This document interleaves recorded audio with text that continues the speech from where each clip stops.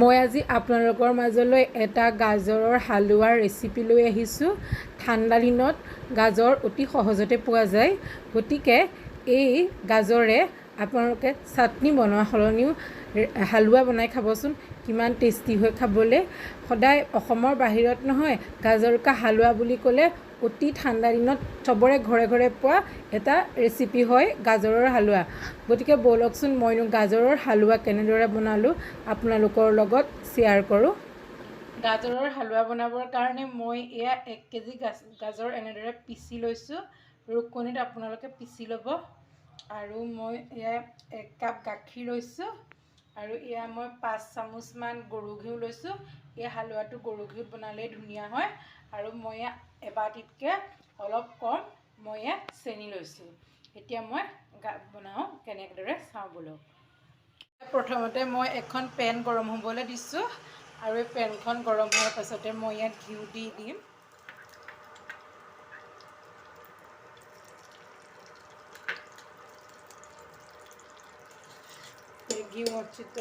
এতিয়া ঘিউটো ভালদৰে মই গলিবলৈ দিম।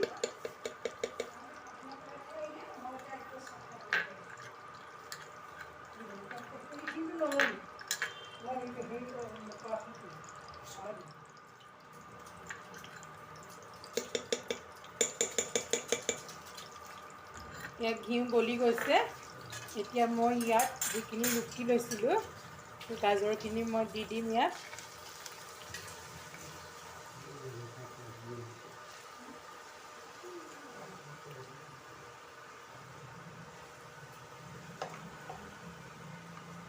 এয়া মই এতিয়া ৰুকি লোৱা গাজৰখিনি ইয়াত দি দিলোঁ। এতিয়া আটাইখিনি গাজৰ মই দি দিলোঁ আৰু এতিয়া মই এনেদৰে 20 মিনিট সময় গাজৰখিনি এই ঘিউত ভাজি থাকিম। 20ৰ পৰা 25 মিনিট সময় মই এই ঘিউত গাজৰখিনি ভাজি থাকিম, যাতে গাজৰখিনিৰ পৰা পানীখিনি সম্পূৰ্ণৰূপে নাইকিয়া হৈ যায়। মই 20-25 মিনিটৰ পাছতহে গাখীৰৰ লগত গাজৰখিনি বইল হ'বলৈ দিম। মই এতিয়া আপোনালোকক দেখুৱাই থাকিম। মই এতিয়া অলপ এনেদৰে লৰাই আছোঁ। যথেষ্ট পৰিমাণৰ পানী থাকে। সেই পানীখিনি মই এতিয়া ঘিউত ভাজি ল'ম, যাতে গাজৰৰ পৰা পানীখিনি নাইকিয়া হৈ যায়। এতিয়া মই মাজতে একবাৰ চেক কৰি লৈছোঁ। এনেদৰে ল' মিডিয়ামত এনেকেদৰে লৰাই থাকিব লাগিব। কমচে কম 25ৰ পৰা আধা ঘণ্টা সময় এনেদৰে পানীখিনি যোৱাই ল'ব লাগিব।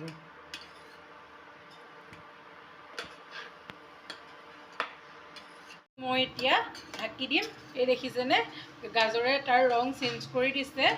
ধুনীয়া এটা কালাৰ আহি গৈছে, অৰেঞ্জ কালাৰ এটা। এতিয়া মই আকৌ ঢাকি দিম, ঢাকোনখন লগাই দিম। ঢাকোনখন লগাই পেলাই আৰু অলপ সময় সিজাম। এতিয়া এইখন দাঙি দিছোঁ আৰু এতিয়া এয়া হৈছে। আকৌ এতিয়া মই ইয়াত হাই ফ্লেমত দি পেলাই আৰু 6-7 মিনিটমান মই হাই ফ্লেমত এয়া ভাজি ল'ম। হাই ফ্লেমত দি ভাজি ল'ম। এতিয়া মই হাই ফ্লেমত দি ভাজি লওঁ।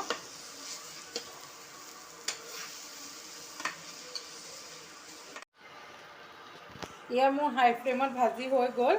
এতিয়া ইয়াত মই গাখীৰ দি দিম। গাখীৰ দি মই 1 কাপ গাখীৰ দি দিলোঁ। গাখীৰ দি মই ইয়াত সিজিবলৈ দিম। মোৰ গাখীৰখিনি বহুত মলাই আছিলে। গাখীৰটো নোহোৱাকৈ মই গাখীৰ অকণমান কম দেখিছোঁ। মই গাখীৰ অকণমান আৰু অকণমান দি দিম। মোৰ 1 কাপতকৈ আৰু অকণমান বেছি লাগিছে। গাখীৰ হৈ গ'ল। এতিয়া মই গাখীৰ দি পেলাই এতিয়া সিজিবলৈ দিম। ভাপতে লৰাই দিলোঁ ভালকৈ।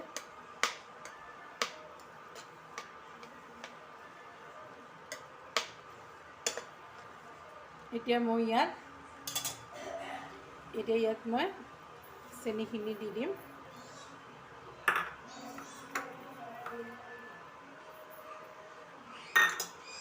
গাখীৰে চেনিয়ে মই ইয়াতে লৰাই দিম। লৰাই পেলাই মই এইখিনি ঢাকি দিম।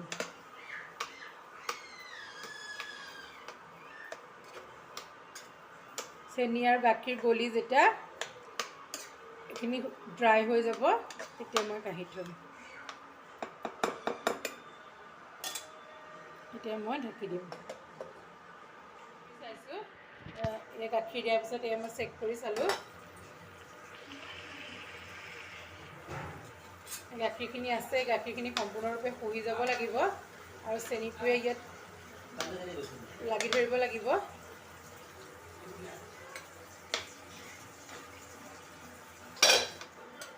আকৌ মই ঢাকি দিম, মাজে মাজে চেক কৰি চাব।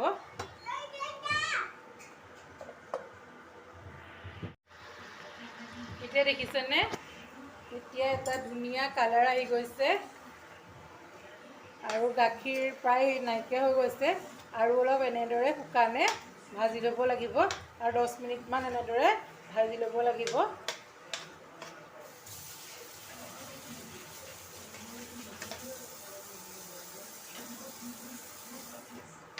যাতে নাৰিকলৰ যাতে চেনিৰ আঠাটো লাগি ধৰে।